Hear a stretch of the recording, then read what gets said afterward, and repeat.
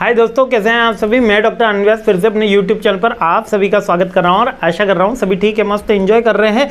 मैं आ चुका हूं मैनेजमेंट ऑफ मैन्युफैक्चरिंग सिस्टम के साथ में और इसके अंतिम प्रहार की सीरीज के साथ में। और सेकंड लास्ट क्वेश्चन चल रहा है, लास्ट नहीं सेकंड लास्ट क्वेश्चन चल रहा है। 13 मोस्ट इंपॉर्टेंट क्वेश्चन पर मैं आ गया हूँ। सभी खुश हो गए होंगे, बहुत ज़बरदस्त मेहनत करी। यदि मेरे साथ 13 क्वेश्चन तक पहुँचे हो तो बहुत सारी चीज़ें फटाफट से आपने कंप्लीट करी है। कैसा रहा आपका MOMS का मेरे साथ, यानी मॉम्स बोलते हैं इसको, तो पहला सब्जेक्ट मॉम्स के साथ शुरू हो रहा है हमारा, तो बहुत ही शुभ बात होगी हमारे साथ भी और आपका पेपर बहुत अच्छा जाए। चलिए सेकंड लास्ट क्वेश्चन कंप्लीट करते हैं, थोड़ा लास्ट में बातें करेंगे। 13 मोस्ट इंपॉर्टेंट क्वेश्चन हमारे पास आता है मेंटेनेंस स्ट्रेटजी एंड प्लानिंग। अब मेंटेनेंस क्या होता है? बेसिकली मेंटेनेंस का मतलब होता है एक बैकबोन होता है ऑपरेशन एक्टिविटी का, जिसके अंदर हम ये शेड्यूल करते हैं या हम ये फिक्स करते हैं कि हमारे इक्विपमेंट स्मूथली वर्किंग करते रहें। इसको रिपेयर भी होता है, इसके अंदर रिप्लेसमेंट भी आता है। तो मेंटेनेंस बेसिकली एक काइंड ऑफ एक्टिविटी जो चेकिंग की एक्टिविटी होती है, जिसमें हम हमारे प्रोडक्ट को रिपेयर करते हैं या रिप्लेस करते हैं। अब ये प्रोएक्ट पहले भी हो सकती है और बाद में भी हो सकती है। अगर प्रोएक्टिव है यानी कि हम इसकी डिफरेंट स्ट्रेटजीज हैं जो मैंने ऑलरेडी डिटेल वीडियो में डिस्कस करी, पहले भी हो सकती है, बाद में भी हो सकती है, विद इन टाइम फ्रेम में भी हो सकती है। तो मेंटेनेंस स्ट्रेटजी का एक इंपॉर्टेंट क्वेश्चन बनता है।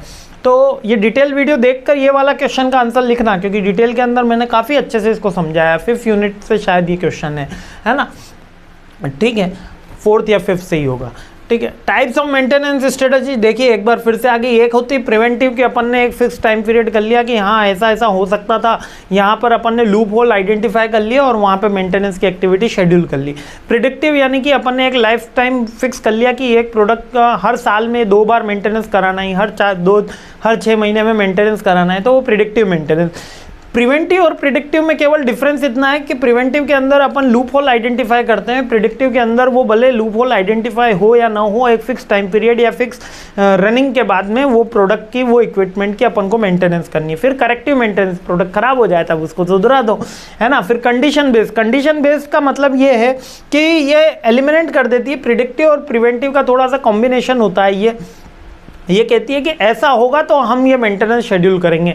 यानी कि अगर हमने अभी कोई मेंटेनेंस करा है और हमको लग रहा है कि इसका 2 महीने में एक बार फिर चेक करना होगा सेफ्टी ऑडिट के लिए, तो हम ये चेक कर देते हैं।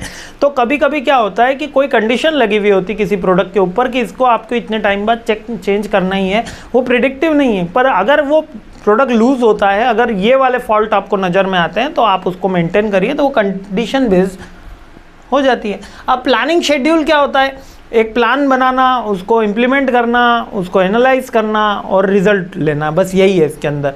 और बस शेड्यूल करना। और हाँ, अब बेनिफिट क्या क्या होगा? अगर मेंटेनेंस की एक्टिविटी अगर वेल प्लान्ड होगी, एफिशिएंसी बढ़ेगी, ऑप्टिमम यूटिलाइजेशन होगा रिसोर्सेज का, सेफ्टी के लिए जरूरी है, लीगल कंप्लायंसेस के लिए जरूरी है, कॉस्ट कम आएगी क्योंकि प्रोडक्ट स्मूथली चलेंगे, कॉस्ट कम आएगी, तो आपके एक्सीडेंट भी कम होंगे, यानी सेफ्टी के लिए जरूरी है। इसके अलावा कस्टमर सेटिस्फेक्शन बढ़ेगा क्योंकि क्वालिटी आप बेटर दे पाओगे, है ना। तो डिसीजन मेकिंग में हेल्प होगी और इक्विपमेंट की लाइफ तो इसके साथ बढ़ती ही है। तो यहाँ पे अपना 13 क्वेश्चन कंप्लीट हो जाता है। लास्ट अंतिम प्रहार के लास्ट क्वेश्चन पर अपन हमला बोलते हैं, जस्ट ही लेकर आते हैं और ये सीरीज कंप्लीट करते हैं। जय हिंद।